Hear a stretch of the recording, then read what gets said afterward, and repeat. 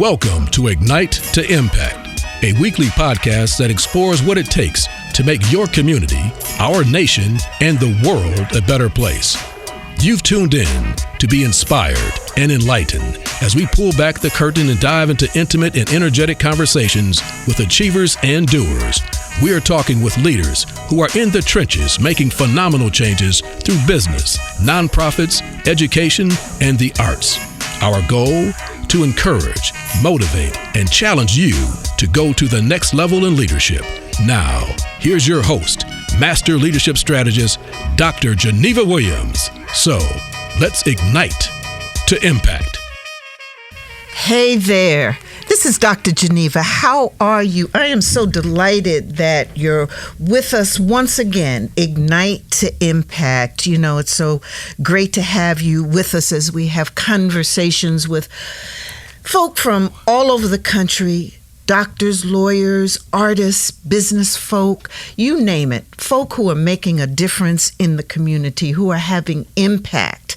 And once again, we're here at the VoiceOver Production Studio with Gerald McBride, and we're just having a real good time. And I want you to know that in studio today, I have with me one of the country's most successful businessmen around.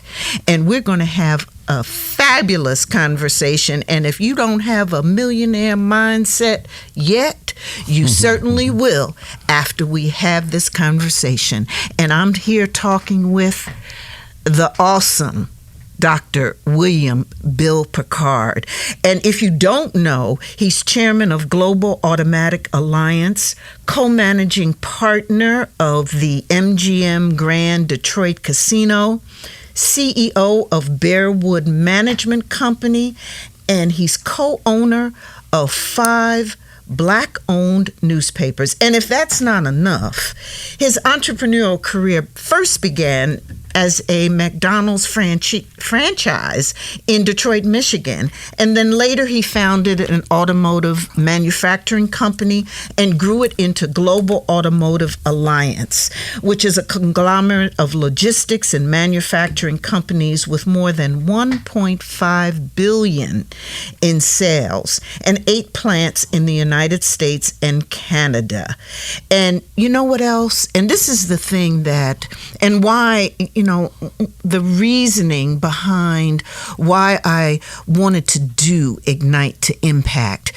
Because as successful as Dr. William Bill Pickard is, he always is about giving back. And he recently made a $1 million gift to the new National Museum of African American History and Culture in Washington, D.C. You see why I'm just so delighted to have Dr. Bill with you. How you doing, Bill?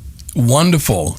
It's so great to have you here, and thank you. I want to start off first by just saying thank you for all you do, and we're just going to have a great conversation about it. I'm honored to be here, and the tagline is, I is a social worker. That's MSW, right. certified. And I really have to start off with that because, you started off, well, wait a minute. First of all, I want you to share with our listening audience, and we have people who are with us from all over the world. If you'd share with us, tell us what was Bill Pickard like growing up? Well, I had the pleasure, and that's what it was in retrospect, of growing up in a small community in Georgia, LaGrange, Georgia. LaGrange, where's LaGrange, well, Georgia? I tell all you northerners. Okay. LaGrange is 30 minutes from Atlanta by telephone. Oh, okay.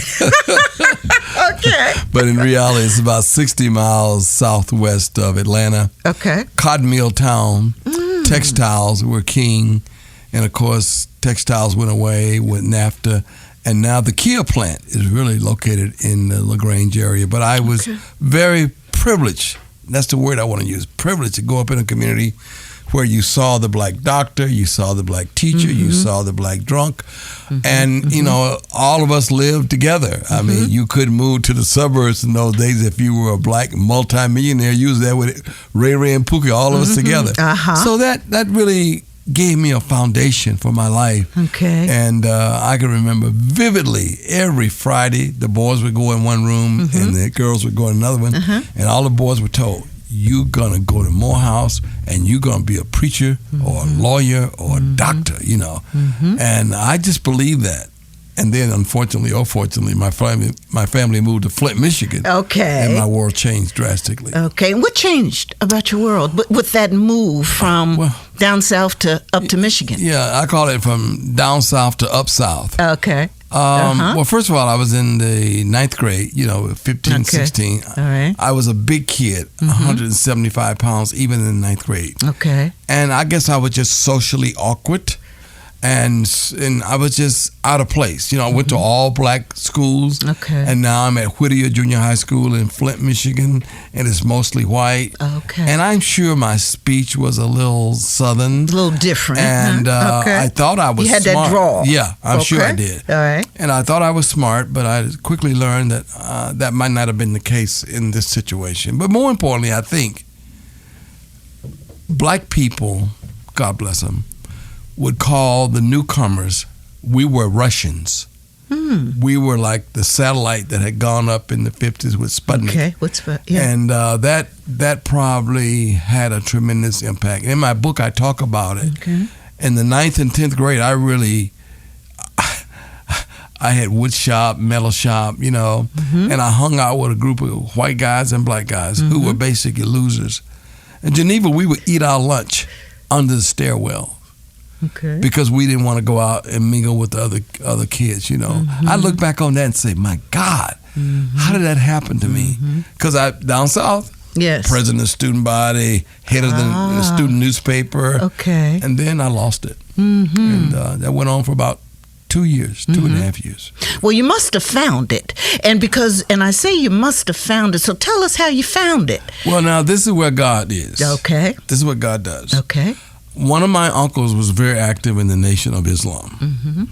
And Uncle Cornelius sold hot tamales up and down Industrial in Flint every Friday, Saturday, and Sunday night. Okay. He was a strong advocate of the nation.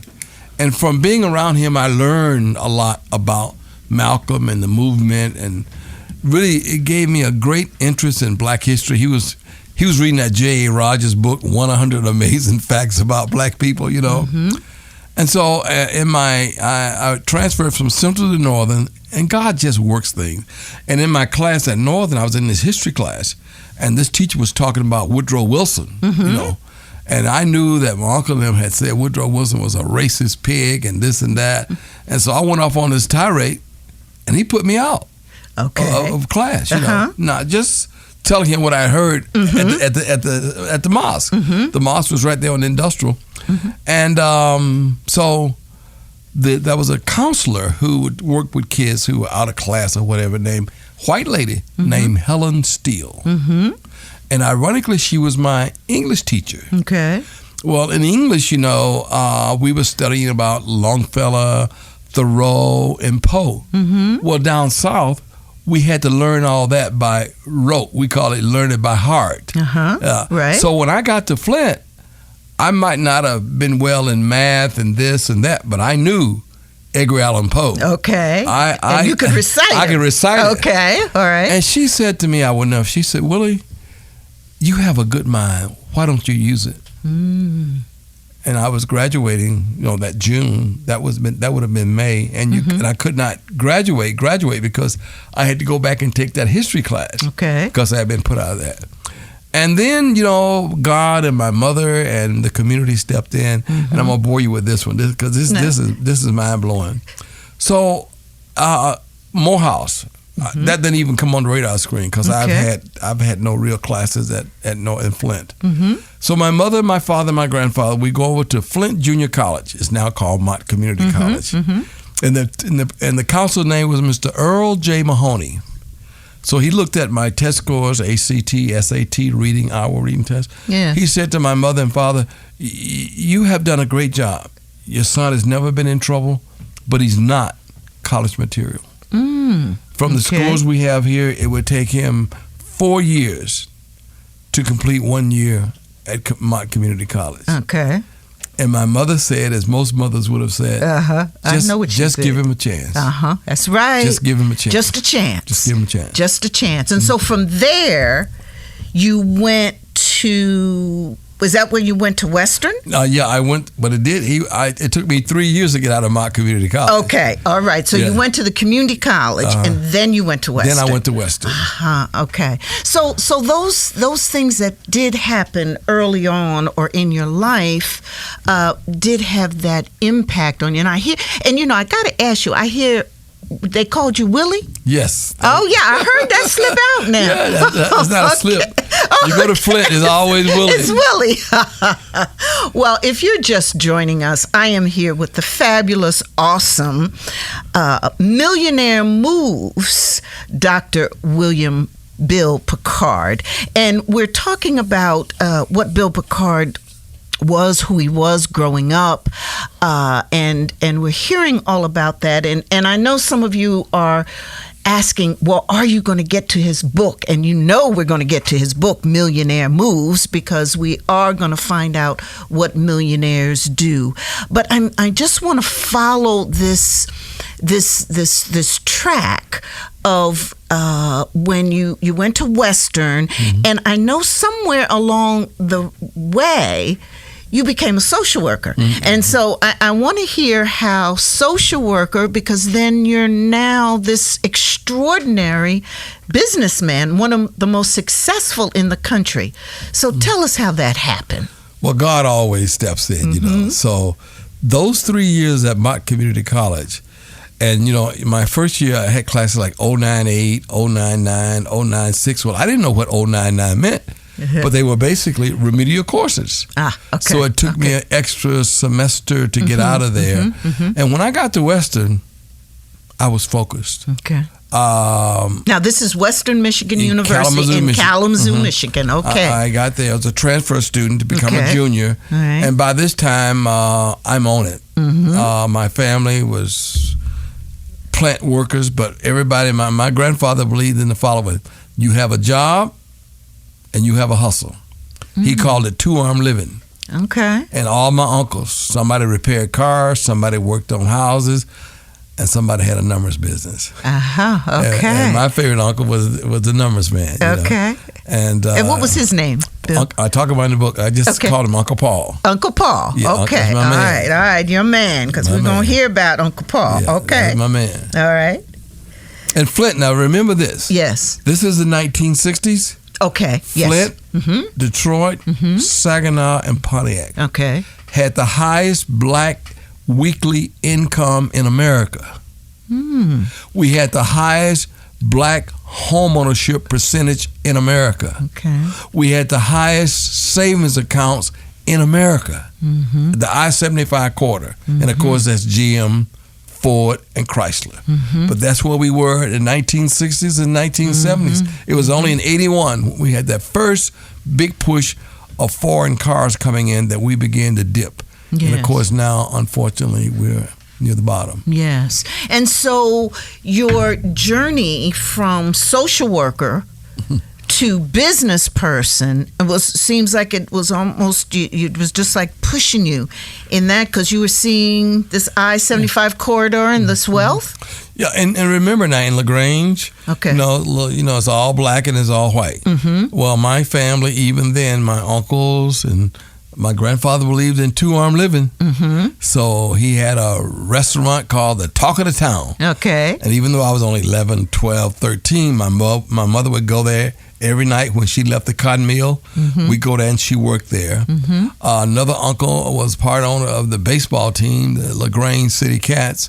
So there, and one Uncle Paul was doing what he does, you know. So all these things are around you, and you see black business people. See, I saw it every day of my life. Right. And yet, when I came north, the picture changed somewhat. So really, being an entrepreneur was in your spirit, in your blood. I mean, that's really what I think so.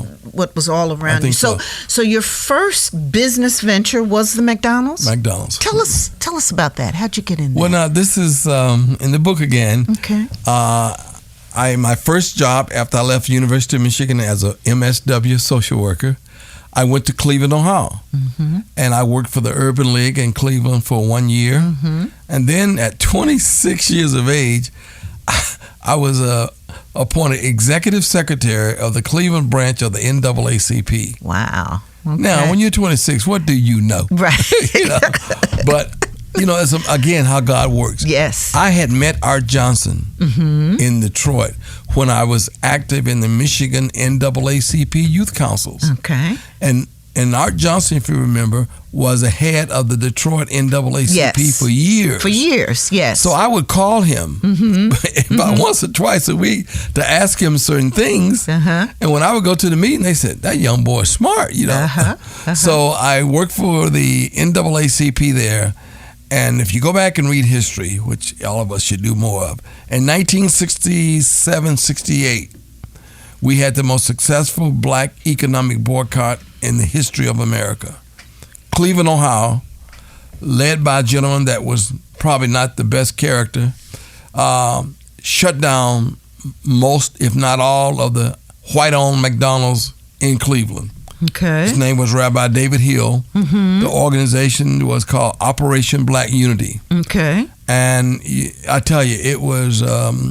now, I was probably 27 by then, and I'm watching this like, I don't believe this. But you put that red, black, and green flag up at 103rd in Euclid, and no black folks would go in those restaurants. And at that time, there was not one single black McDonald's owner in America. In America. Okay. In America. All right. I think in 1968 or 69, Herman Petty, who was a barber in Chicago, became the first black owner, Herman Petty.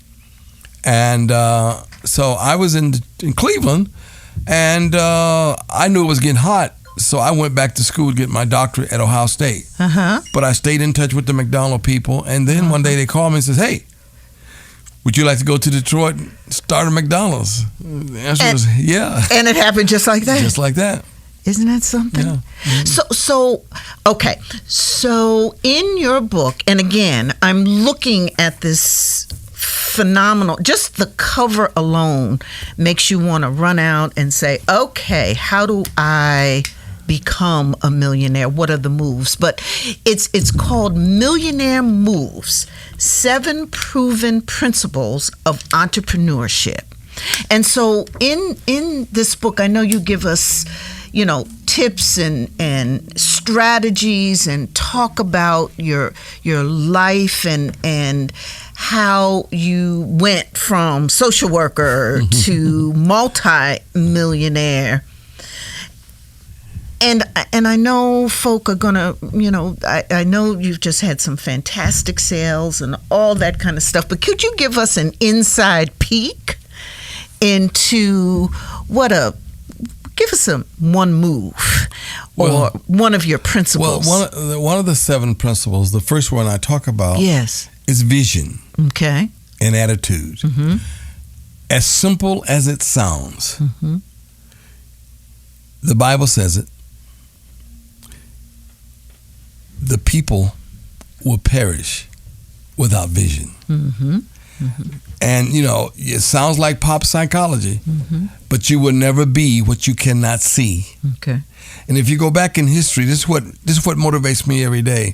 Madam C.J. Walker was the first woman, not just black, was the first woman in America to become a millionaire. Now, we all know Madam C.J. Walker from the straightening comb, right? Yes. But Madam C.J. Walker was born 3 years after slavery. She was married at 13. She was a mother at 15. She was a widower at 17. She was a multi-millionaire at 34. And, in the little shack where she and her daughter lived, she would take the old Sears and Roebuck catalog and she would paste the pictures up on the walls of this little shack. Today we call that vision boarding. But she wanted to see every day what she wanted to aspire and what she wanted to become. Now again, Doc, it sounds like pop psychology. It sounds like one of these motivational speakers, but no ma'am. Trust me. But it works. It does. And so you say vision and attitude. Yes, so ma'am. what's the flip side then? Why do you why do you combine vision and attitude as one of your 7 principles? Because in my opinion, your attitude determines your altitude. Mm-hmm. You will never go very high in life if you have a negative attitude. I mean, we all know that we have challenges in our community. But what always amazed me, you ask one person at 9 o'clock in the morning, how you doing? Oh, man, it's a rough day. Rough day. You ask another person, same situation, same zip code, how you doing, brother? Man, I'm making it. Something's going to happen today. I'm pushing. Just a different in perspective and a different in attitude. And so this is clearly one of the principles that makes a difference. And so, I know in one part, I don't know if it's on your website or in your book, but you say, you love the each one, reach one, teach one. These words get me fired up, you say. Yes, ma'am. Why is that? Because that's what happened to me. All right. Tell us about that. Well, again, Detroit. Okay. I don't think... Now, no matter where I was, I would have made it. I mean, I was going to hustle. I was going to make it. There's that attitude. I tell people again, I'm not very talented. I'm not brilliant. But hustle beat brilliance when brilliance doesn't hustle. So you okay, so no, wait a minute. Say that again, Willie. Say that one more time. I'm not brilliant. Yeah. I was never an all-A student. Okay. But hustle beats brilliance when brilliance doesn't hustle. All right. So when being brilliant doesn't work for you, then it's the hustle? Is that what that means? Brilliant might work for you, but it won't get you to the top of the food chain. Okay, I hear this. But you can be an average person like Pickard. Okay. And you hustle, you can make it. As a matter of fact, I love to quote Drake. Okay. Drake said, if you work hard, if you work very, very hard, one day your idol will become your friendly rival. Look out, Jay-Z. He's coming. You got to get up. You got to make something happen. Right. All right.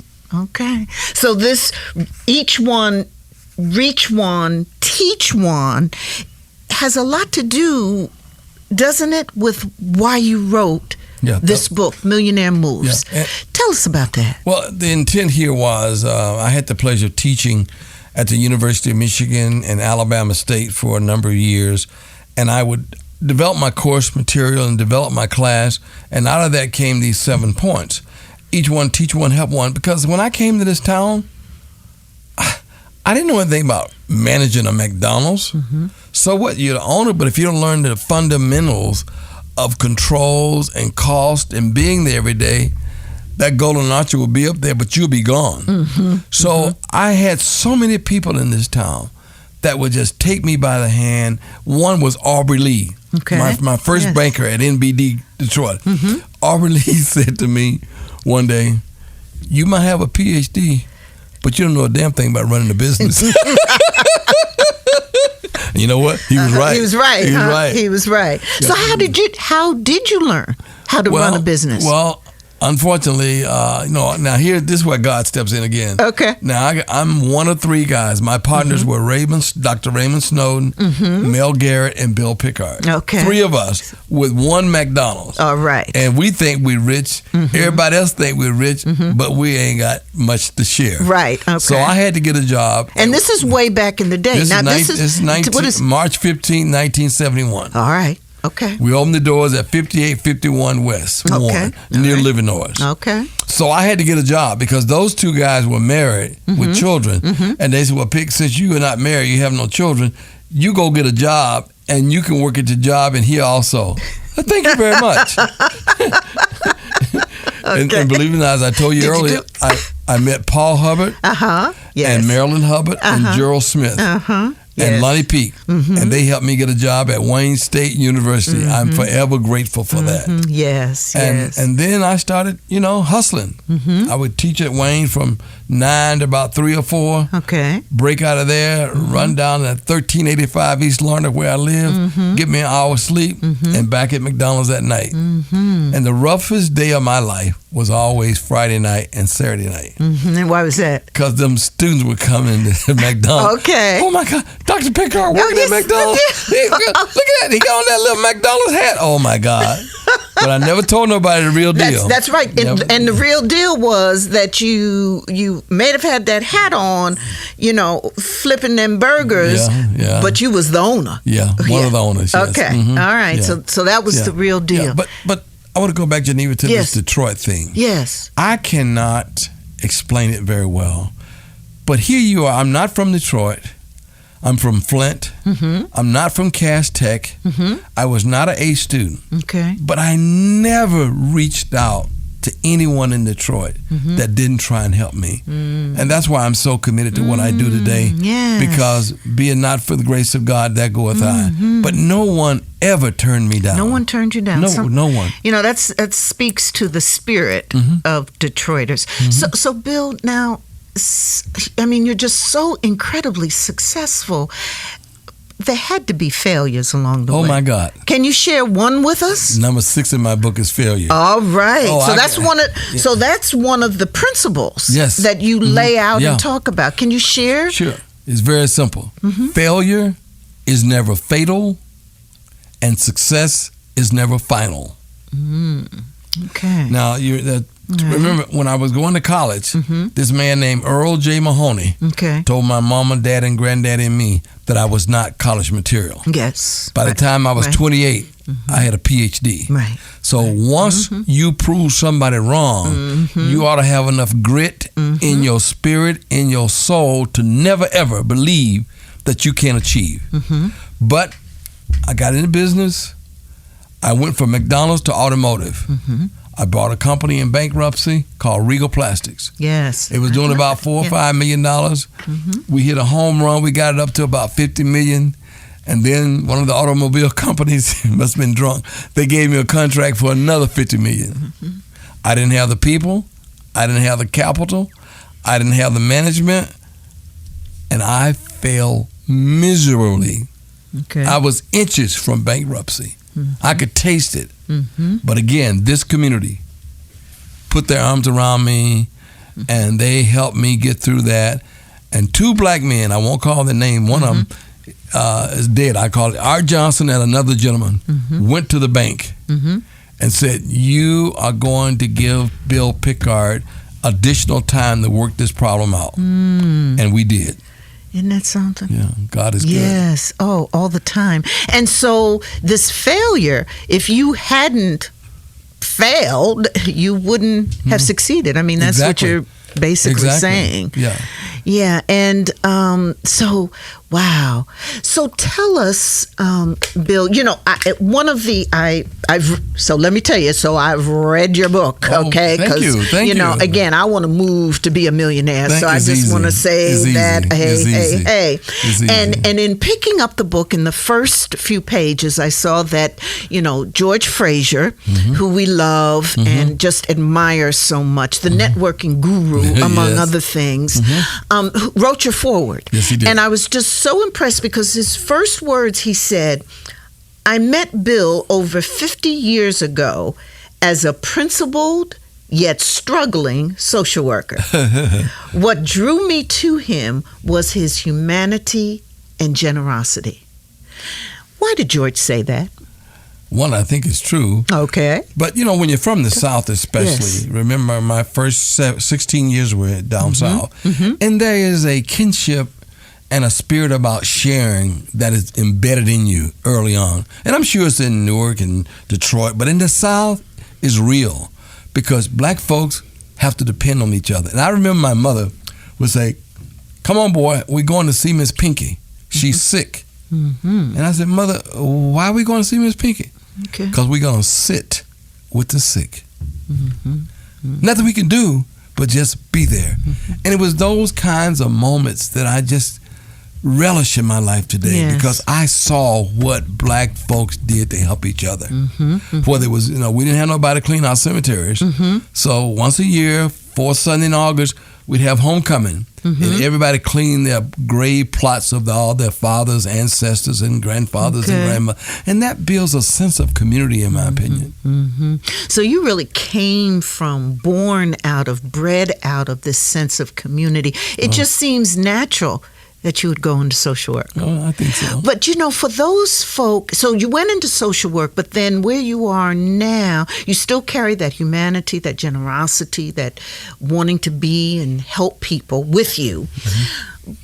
The reality is, however, you went from one field to an entirely different one, became very successful. And I just want to press you on, how did you do it, and what advice would you give to those who want to make that shift in careers as well? One word. Okay. Relationships. So say a little more. That's one of the principles in my book. Okay, so that's there. Let me give you one great example. Yes. I'm co-managing partner of the MGM Casino here in Detroit. Okay. And it always amazes me, that people don't to this day understand the dynamics. Mm-hmm. The mayor of the city of Detroit was Dennis Wayne Archer. Mm-hmm. Mm-hmm. And he was the gentleman that selected the final 3 winners. Yes. Well, MGM had come to town looking for a partner, and they asked him, Mr. Mayor, you have any names? A tall, dark, handsome, brilliant man? Mm-hmm. And he's recommended Bill Pickard. Okay, no. Okay.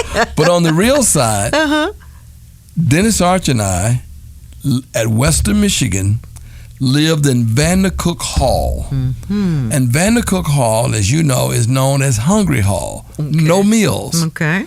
So every morning we wake up, no credit cards, no money, and you got to find a way to eat. Mm-hmm. So you get jobs in the cafeteria. Okay. And out of that, Dennis and I have just bonded over the years. Mm-hmm. And that was a relationship play. Now, obviously, I had a little bit of integrity. I have a little bit of smarts. I had a little bit of success. Mm-hmm. But the relationship is what gave impetus to that opportunity. Mm-hmm. So you believe and have experienced that the relationships, the networks that you build can help support, enhance those transitions if you were going from one field to another. They play an important role. Well, I tell students, either you network or you may not work. It's about that's a good one. Relationships. And you've mentioned faith a number of times in our conversation here, but I also know you devote a chapter to it in your book. Yes, I do. So can you share a moment when, well, you've kind of shared several, but just another moment of when you knew that it was your faith that made all your achievements possible? I think almost anyone who lives on this planet, no matter how big your Bible is, no matter how many PhDs you have, no matter how much money you have, there's someone greater than all of that. I don't know whether they're Catholic or Baptist or Buddha or Muslim. I don't even worry about that. I just know this. I treat people the way that I want to be treated. That is my faith. That I have a responsibility to treat every other human being as how I would want that person to treat me. And on whether you call it karma or what have you. Yes. But the Bible says you shall reap what you sow. You can't misuse people. You cannot cheat your employees. You cannot cheat your customers and think long term good things are going to happen to you. So I'm all into this one. One of my basic things with my people before profits.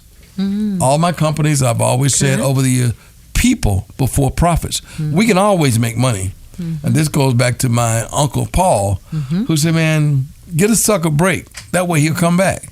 So we always going to make some money. I could have been in LaGrange, Georgia. I would have made some money, but I would not have had the opportunities that I've had here in Detroit and Flint, Michigan.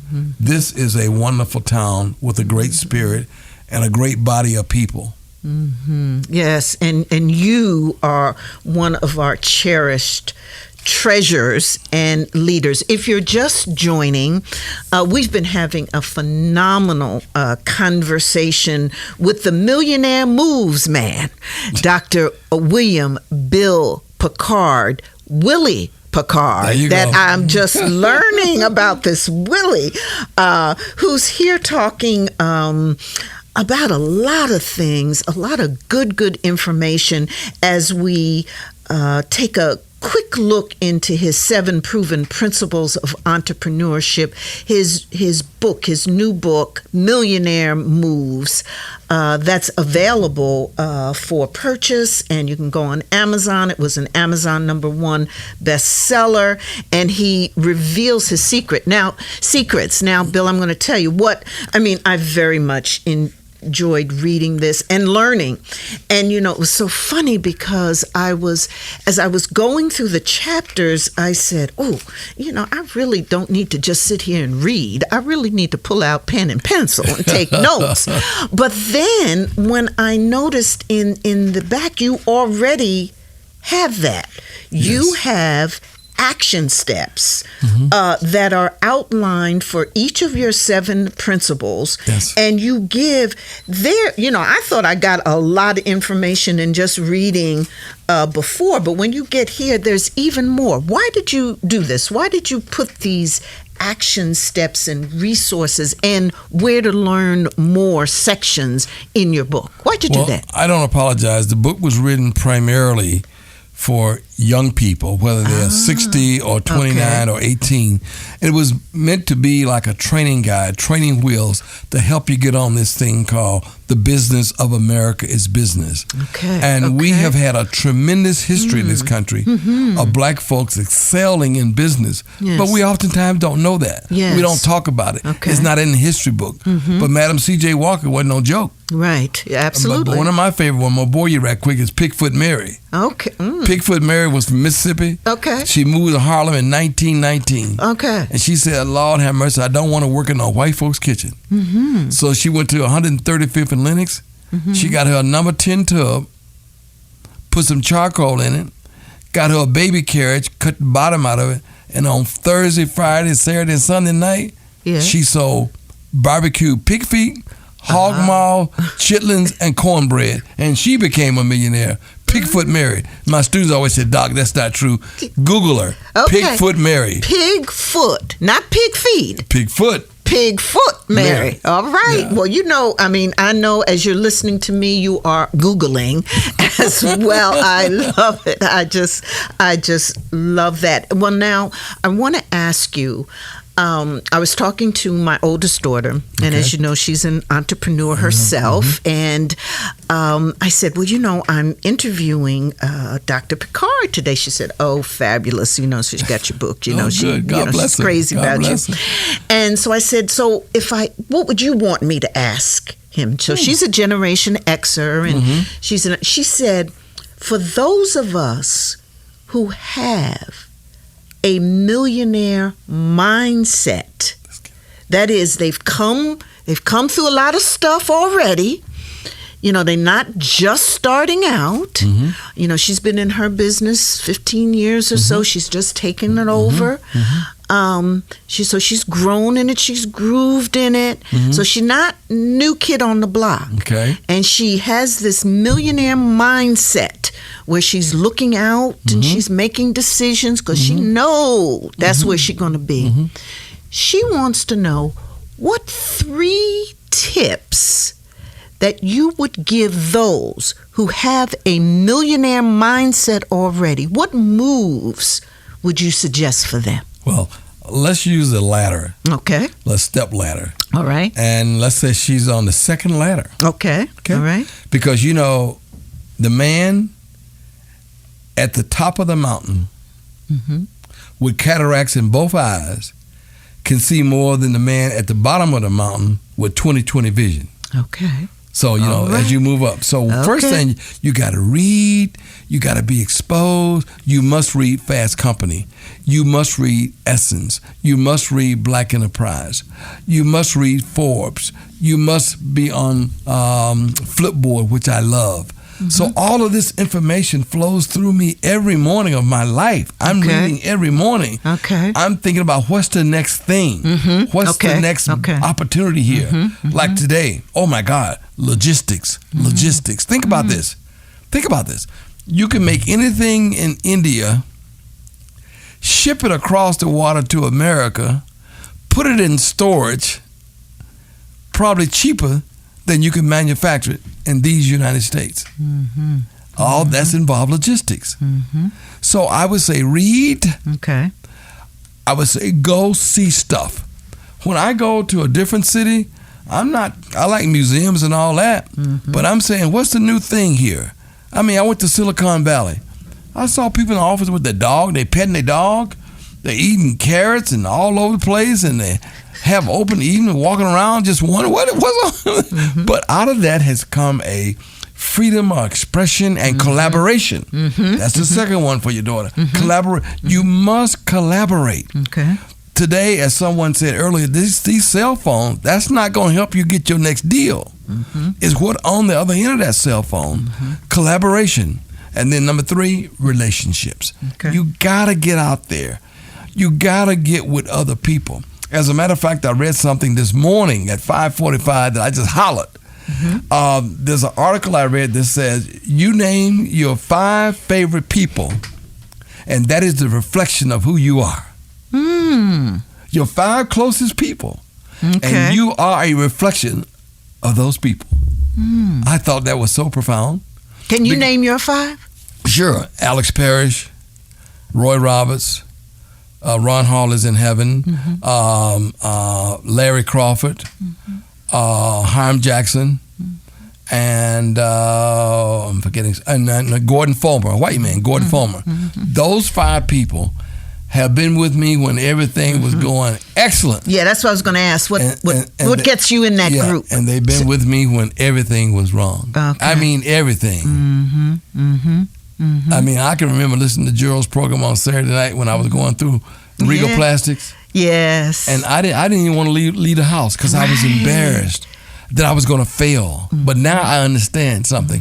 Failure is never fatal, and success is never final. If you get knocked down 8 times, just get up 9 times. So I understand failure now. But at that moment in my journey, I was uncertain of myself. I had lost a little confidence. Today, come on now. Right. That's right. That's right. And when you say Gerald's program, you talking about listening to that music? Yes, ma'am. That Gerald McBride music. Ma'am. Doesn't it? It really. My God. And you know, when you said that, I went right there with you. Yeah. Because the music that he plays, it brings so much memories, it brings so much joy, and it brings so much comfort that, you just kind of rock with it, and it almost seems like you can do anything. Well, no disrespect to the great writers here in Detroit, Holland, Doze, and Holland. But Gamble and Huff said something I love. Yes. There's a message in the music. There is. There is a message in and the for music. those who bring it to us, we love them. No question. Like Gerald McBride. That's why I'm here at VoiceOver Productions. Well, if you're just joining us, again, this is such a phenomenal conversation, and you can always listen to us. You download the iHeart app, and you look for Ignite to Impact, and you will hear conversations that I'm having with Willie Pickard, one of the most phenomenal businessmen in the country. And the website, Bill, says, one of the most successful black businessmen in America. But I dropped the black, not because we don't own it, but because you are a successful businessman, white or black. You have done so much for all of us, not just in making your money and your profits, but what you've done for people, this people over profit. And so if you're just joining us, you're just in time to hear me as we're winding down our conversation. I really want to get back into talking about the people and community. And it's just so evident, I think, from your book that as you write about building wealth, particularly building wealth in the black community, you're really talking about creating a legacy. And you've really written this book. I mean, I can just read it in every single word and page. It's really a teaching guide for those who the generations who are coming up. And am I reading that right? Well, I was just thinking about my McDonald's career. I've been in McDonald's 48 years. Of course, I was only 3 when I started. But there have been 14 families that I've helped to get into McDonald's. I think about Jim Thrower. Oh, yes. He and his family now own restaurants in Michigan and Louisiana. That's right. And their children are the ones who are owning the business. From Flint, a young man named Herb Washington that I was older than he, but I used to coach him in his little league basketball. Herb has 50 McDonald's down in Pennsylvania, Ohio, and Kentucky. Then from LaGrange, Georgia, there were six black men from LaGrange, Georgia that own McDonald's. And so I feel very good that I've tried to share the wealth, share the information, and God keeps blessing me because of that. And why? I mean, because, Dr. Bill, you could do a lot of other things with your wealth and your time. Why this road? Well, I think a lot of it is my family in Georgia, LaGrange, Georgia. You know, when you see black people, and even though you're 12 and 13 and 14, and you go to the little church on Friday night, and they got a fish fry, and you don't always understand what's going on, but they're raising money to pay the pastor. Our pastor in LaGrange only came once a month. He was a circuit preacher. He came once a month. So to see these things, and then you hear these stories about black men and women, like in Detroit, in the early days when the black men owned the gas stations, their wives and family, everybody worked in these gas stations. But because the banks would not give them money, give them loans, the black men and the black women and their families, if you got gas on Monday, we all would take our receipts and give them to you. Then if I got gas on Wednesday, they would take the receipts and bring them to me. That's the sense of community. You know, and that's what I admire, and that's what I'm trying to duplicate, trying to get a lot of us on this train, because in essence, the business of America is business.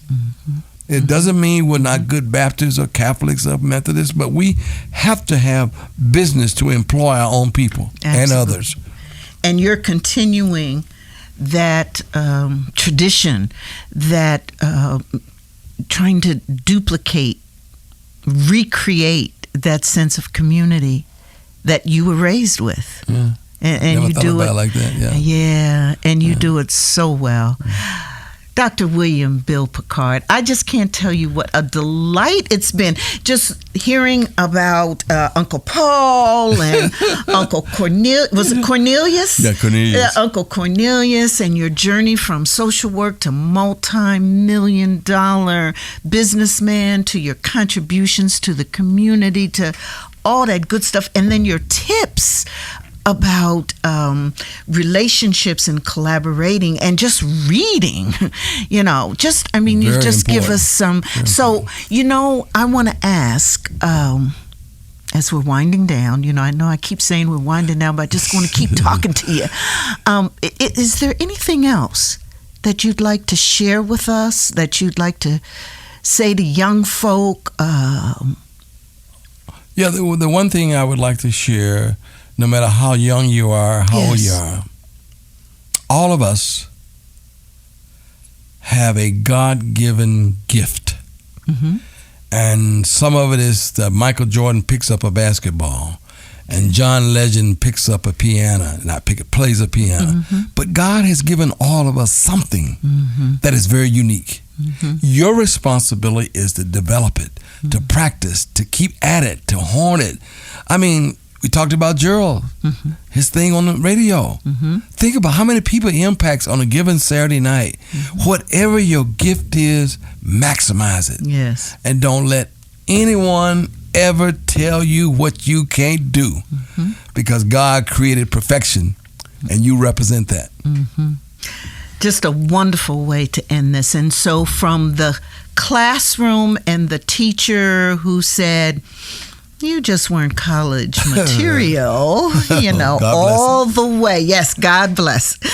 All the way to a multi-millionaire author, Millionaire Moves, 7 Proven Principles of Entrepreneurship, leader in the community, mentor, advisor, all that sort of good stuff. I just want to say thank you, and thank you for being with us on Ignite to Impact, because you're doing it.